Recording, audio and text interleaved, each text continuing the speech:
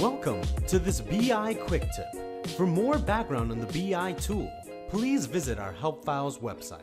In this video, we'll show you how to use the table details. This will allow you to see more than 500 rows if you have a large data set in your story. Let's begin. Starting from our story, we can see that this is not showing all our data. So in order to see everything, we'll first go to table details by right-clicking on the body of our story, going to table functions, show or hide, and then clicking on table details right here. Next, we'll hover over this triangle and we can see the drill limitation right here. We can bypass this drill limitation by clicking on Edit Drill Limitation, clicking on Unlimited, and then clicking on OK. Now that those changes have been applied, we can finally see all our data in rows inside of our story. Thank you for watching this episode of the BI Quick Tips series.